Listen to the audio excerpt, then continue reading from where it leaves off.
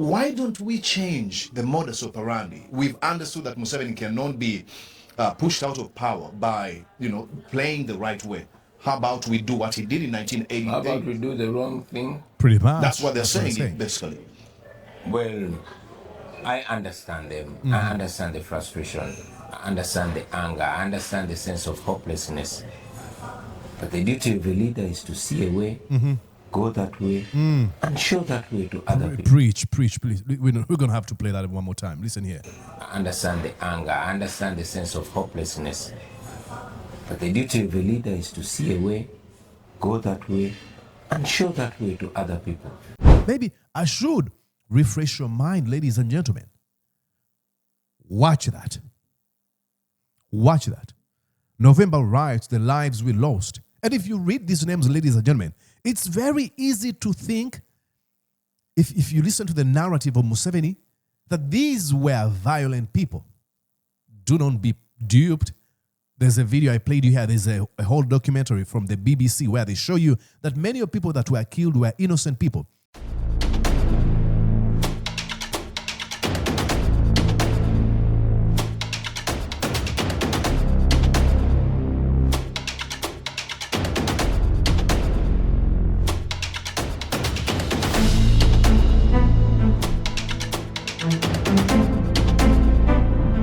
And yes, indeed, presenting to you from these United States of the America, good morning, good afternoon, and good evening from wherever you're watching me and at whatever time you might enjoy this broadcast. My name is Mordecai Murisa, and indeed, you're welcome to Mordecai Murisa Live, your best political commentary show. No lie detected. No lie detected. It is the best political commentary talk show on your internet. Is that right? Yes, it is. Do you want to doubt that? Come on. I immensely appreciate you, ladies and gentlemen, for keeping it Mordecai Murisa Live every day. We try to present to you the voices of struggle in Uganda. And I'm super glad that you're still tuned in. You know, it is rare to find an audience that's going to stay glued on a show that doesn't preach entertainment or gossip and stuff like that. Things we usually discuss here really break your heart. So that's why I'm truly appreciative that despite of the heartbreaks, the disappointments, the tears, trials and tribulations, you are still here. Ladies and gentlemen, I immensely appreciate it. I think I should let you know, folks, we introduce something on this show where you can sponsor this show. 20,000 shillings every month. Join me. I'll read you my number later today. So what do you do? Please make sure you are on this channel. Watch the entire video. At the end of the conversation, I will read you my number and explain how you can become a sponsor for this particular show. And now, are you ready? I guess you are.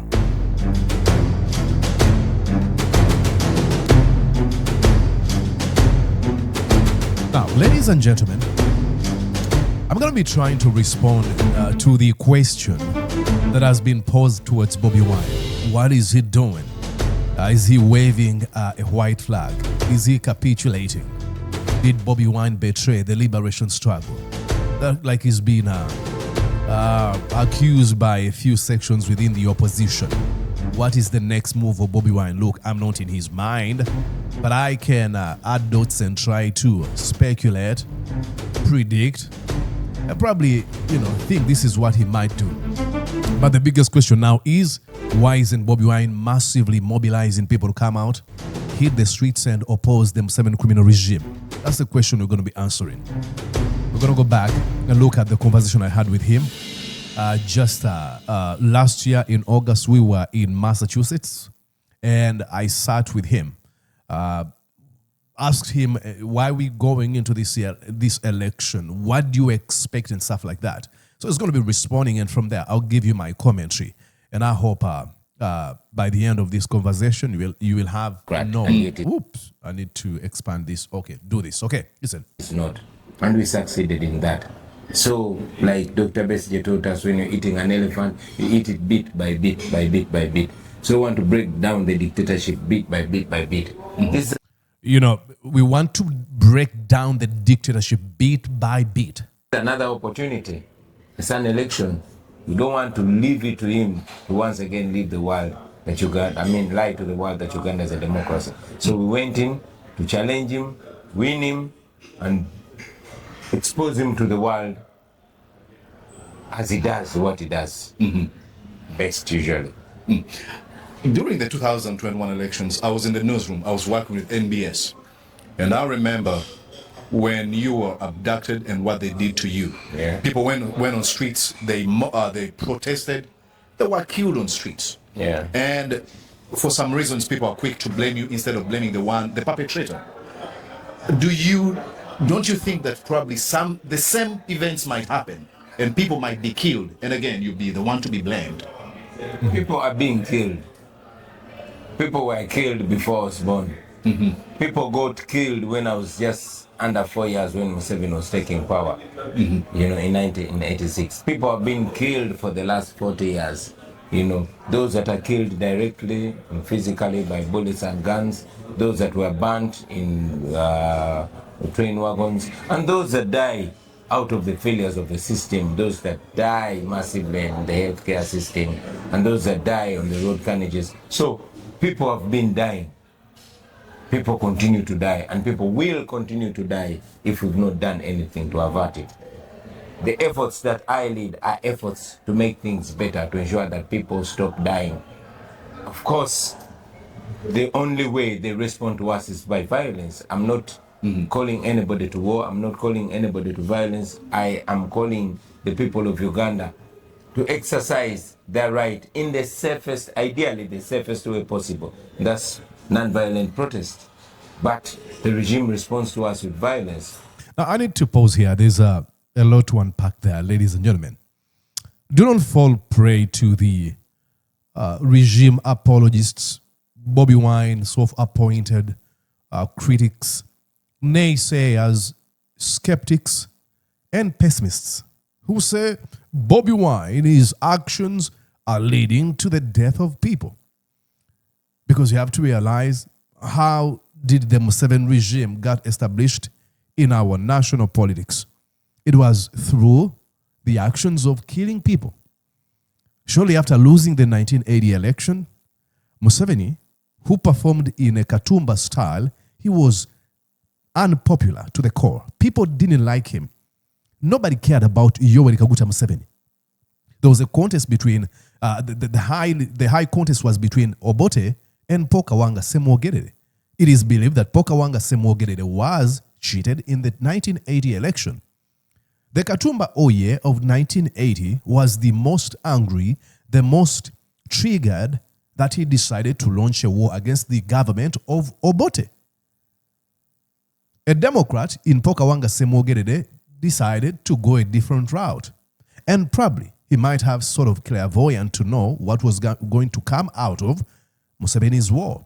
Launched a war against the government of Obote, failed to defeat Obote. Actually, Obote was defeated by one of his allies, Tito Okello Lutwa. And then ultimately, Museveni defeated Okello Lutwa. People died. And all for what?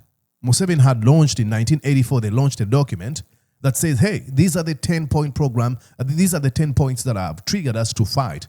These are things we want to establish when we come to power.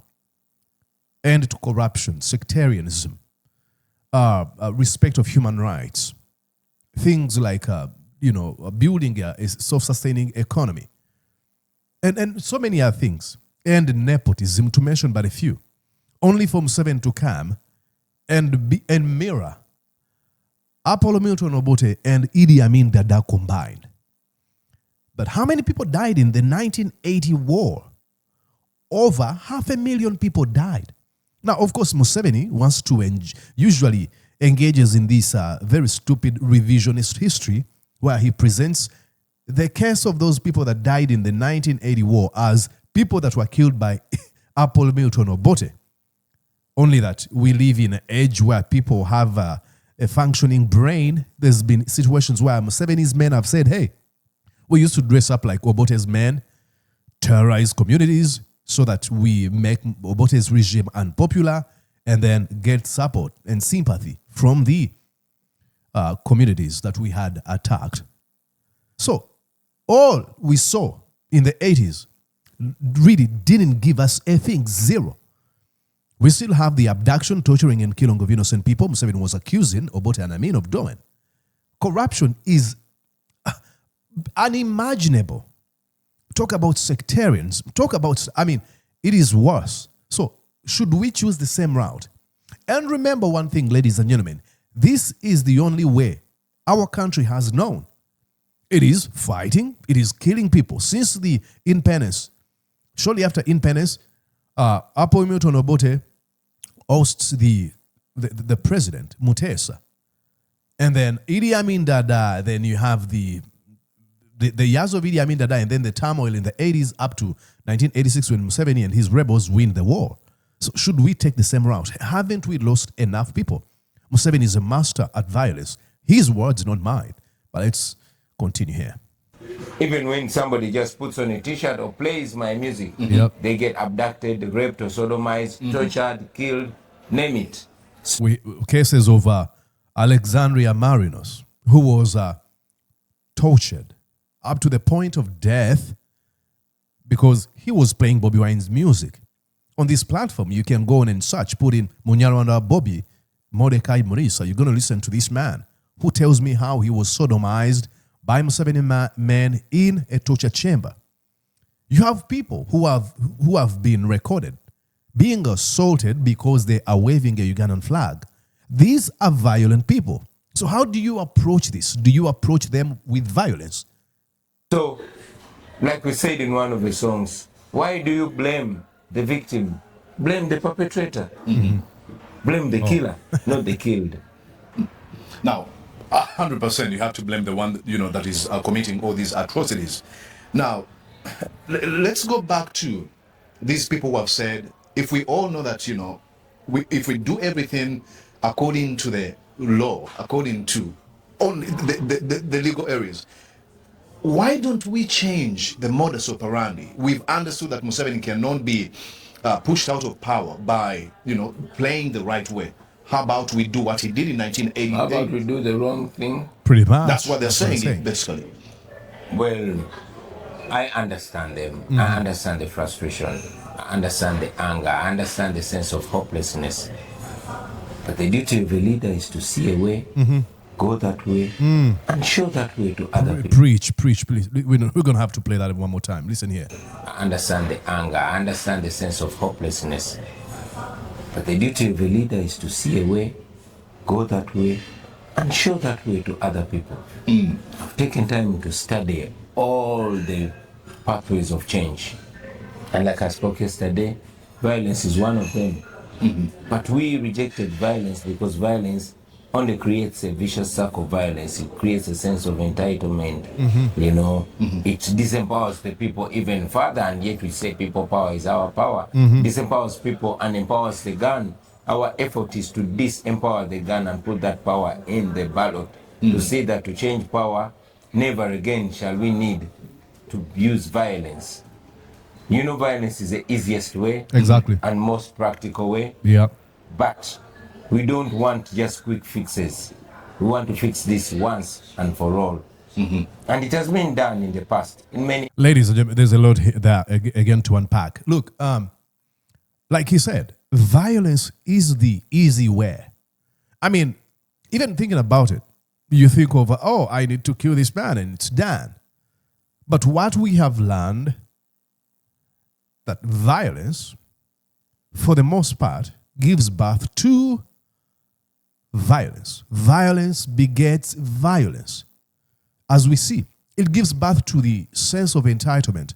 You have had many folks within the Museveni criminal regime saying, we fought, Twaran, trying to imply that, because they fought the regime of Obote and Tito Okello Lutwa, they have a right to violate your rights, to steal from the people.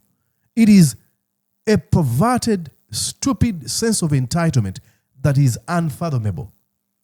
of what imponens. You have even some folks in the military who say, now they say this knowing that our military should be non-partisan, it shouldn't engage in partisan or elective politics. But regardless of that, they don't care. They'll be like, we cannot allow a civilian to come and become president, because they have no respect for what we call a constitution. They believe in the law of the jungle. Might is right. If Museveni considers himself to be this Sabaranyi warrior guy, he has a right to kill you. That's why at this particular moment, you have the command of the defense forces who continues to pose as, or to present violence as some sort of a badge of honor. I killed so-and-so. I tortured this person. Where do you think this is coming from? It is from a popular saying. An apple doesn't fall far from the tree. Museveni, shortly after the 1980 war, 86, there was not even any chance of rehabilitation for him and fellow fighters. So as a result of that, he gives birth to this Muhoozi who was born in the 70s, and he's told him that the only way of leadership is violence. So should we take that route, ladies and gentlemen? But you should remember that in situations where people have, or where Bobi Wine has mobilized massively people and they hit the streets, what happened? Maybe I should refresh your mind, ladies and gentlemen. Watch that. Watch that. November riots, the lives we lost. And if you read these names, ladies and gentlemen, it's very easy to think, if you listen to the narrative of Museveni, that these were violent people. Do not be duped. There's a video I played you here. There's a whole documentary from the BBC where they show you that many of the people that were killed were innocent people. This was when Bobi Wine was abducted. And you have like Christina Zawide, 58-year-old woman. You have others, kids like 15-year-old Amos Segawa, a student. You have this one who is 23 years old, and others. This one is 22. Museveni doesn't care, because cruelty to him is the point. Let me show you how tough I am. Let me show you how violent I am. Should we take that route? I know, like Bobi Wine said, he understands you. He empathizes with you, but that shouldn't be the way of choosing violence. Other countries, like it can be done in Uganda. We choose non-violence, we choose democracy, because we want to subdue the arms once and for all. General Museveni prides himself in violence. Exactly. That's what he has practiced all the years of his political careers, which are beyond 60. That is what he knows. That is what he has prepared. Museveni and his henchmen planned to rule our country for more than 50 years. And to guarantee that, they stockpiled weapons and stole a lot of money because they believe in bribery and violence. Our effort is to demystify all those. Like we were taught by Martin Luther King, the true freedom is when you overcome the love of money and fear of death. When you're not in love with money, nobody can buy you off. And if you don't fear death, nobody is going to scare you off. So we want to first of all demystify the money. Give the power to the people, the masses, so that you can only bribe so many. You can't bribe all of them. Also, demystify that fear among people. You can scare many, you can kill many, but you can kill only so many. You can't kill all of them. So once we break down that love of money and fear of death, then people will be empowered once and for all. Now, that usually gives birth to what you can define as a trigger event that leads to people massively rising up in a non-violent way and take on the criminal regime. Our liberation struggle, ladies and gentlemen, we should remind you, it is a marathon. It is not a sprint. The apartheid regime did not fall in one day. And you can go on and read other movements. Even when you read about the movements that led to the falling of regimes like that, the Arab Springs, you have to understand the intricacies, the inner workings of how they got to that point. How did they mobilize? How did they strategize? How did they finally hit the streets to say an end to this regime? We're talking about a regime that has been in power for 40 years. Its power is deeply entrenched in every institution of the country, if there is something called institutions in Uganda. So you have to understand that taking on a criminal regime is not going to be easy. Like I've said, give me one president or one commander of the defense forces of any country who prides in torturing a citizen. Bobi Wine, having learned from what happened shortly after he was arrested, abducted, people were killed, no one was held to account, he's being mindful. That's called leadership. It's called selflessness at the core, where you say, I'm not going to say words just to excite people. Get out and protest. No. Is there a place for that? Absolutely. But under what circumstances? Remember, when people hit the streets, when he was abducted, he didn't ask them. People were just angry that, hey, how do you violently arrest a presidential candidate? What are you doing? And you have to understand, Bobi Wine is a human being too. He went in the 2026 elections with most of his close associates in prison up to now. Many of them were arrested in the 2021, 2020. Others were arrested in 2025, 2026. This man, on the day he was casting his ballot, many of his deputies were being abducted. His bodyguards all taken away from him. You have to understand, before we get into this mood of getting excited, Bobi Wine should tell us to hit the streets. At what cost? You have Museveni, like he's told you. Museveni, all he's known his life is violence. Stockpiled weapons, ready to unleash mayhem onto people who are opposed to his criminal regime. He calls them rioters. I mean, towards the 2026 elections, it was Museveni who said, I have my soldiers. He refers to them as his soldiers. I mean, the level of entitlement and utter evil intended this man's mind is unbelievable. But he said, soldiers, my soldiers have guns and each gun carries 120 bullets. If you riot, of course, he means if you protest, a constitutional right that is granted to you by the Constitution, like I said. He says, if you protest me, I'll kill you. So I think we should give Bobi Wine flowers and say, thank you so much for not leading people into gates of hell where no one is going to be held to account. Okay, lastly here. Mm-hmm. Yeah. Okay, 2026 has been dubbed the protest vote. Yeah. Then I went into asking him about the protest vote, and then he went into explaining. Please, if you want to go on and watch this conversation, it was really, really amazing. It's right here. Mordecai Murisa live, and this is the ballot enough? Bobi Wine on the calculated refusal of armed struggle. That's the name I gave to this video. It was posted 7 months ago when I interviewed him in Massachusetts. I was trying to see if I can interview him now that he's in the USA, but he must be having a busy schedule. I mean, I think you get it here. That's what I wanted to show you, that Bobi Wine didn't choose not to mobilize people on the streets because he's afraid. No, because he knows the cost that comes with that. He's been blamed for having led people into death even when he's said nothing. So what is he doing now? What is the strategy going forward, you might ask? Now, I'll tell you. Building and strengthening his political party and the movement, the People Power Movement and the National Unity Platform. Preparing for upcoming elections. Now you might be like, oh, so is he still interested in elections? Absolutely. Because we have that window where we can use to continue strip Museveni of legitimacy and his apologists. Then he's engaging in international advocacy. You have seen him speak on international stages, and I think there's an event that is upcoming in April. He's trying to engage foreign governments, human rights organizations, media outside Uganda, to mention but a few. Choosing the legal and human rights challenges or routes. That's what he's doing.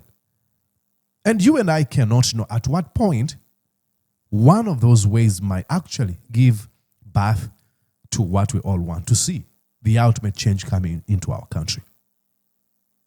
So let's continue the fight. Do not lose hope. The Museveni criminal regime will fall. But spread that hope into your little ones and tell them. Raise them as a reasonable, respectful, kind, loving, understanding human beings. Tell them, show them the best way of leadership. Show them what Muhoozi Kainerugaba posts and tell them this is not how leaders talk. Show them Museveni of how he brags, how he in a condescending tone talks to people. Show them and tell them you cannot be that person. Because when you and I are not here, Uganda will stay.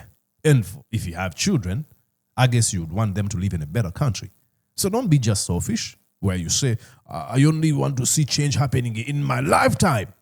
No. I've told you over and over again here on this platform that I'm enjoying freedoms that are fought for by people whom I didn't have any relation with. The likes of Martin Luther King Jr., who lost his life for my life in the USA. The Malcolm X, the W.E.B. Du Bois, Marcus Garvey, the Booker T. Washington, Frederick Douglass, the likes of Rosa Parks, Sojourner Truth. All of these people laid a foundation, and so many others. I'm referring to those people that were engaged in fighting abolishing of slavery and civil rights movement. The likes of Thomas Jefferson, who writes the Declaration of Independence, that we hold this truth to be self-evident, that all men are created equal. It is upon that, the Declaration of Independence that I use. I'm like, hey, according to the words of Thomas Jefferson, I have a right to be treated like a human being. So don't be so selfish. Look beyond your lifetime. Okay, I don't want to sound like a preacher. All right, ladies and gentlemen, now you want to know how I am inviting you to be part of the Mordecai Murisa live community. I'm looking for 100 people to sponsor this show. How do you do that? You write to me on my WhatsApp, +1 712 303 7831. +1 712 303 7831. Each of you can spend 20,000 shillings on this show, and your name will be displayed at the end of these shows that I produce. Okay, so write to me and be like, hey, Mordecai, I want to be part of the team, and I'll truly, truly appreciate. I'm looking for 100 people. So take the slot before it is taken. All right, see you. Bye-bye. Did you enjoy what you just watched? I'm sure they did. I'm going to guess that you did. How about you consider subscribing to Mordecai Marissa Live YouTube channel? Thank you.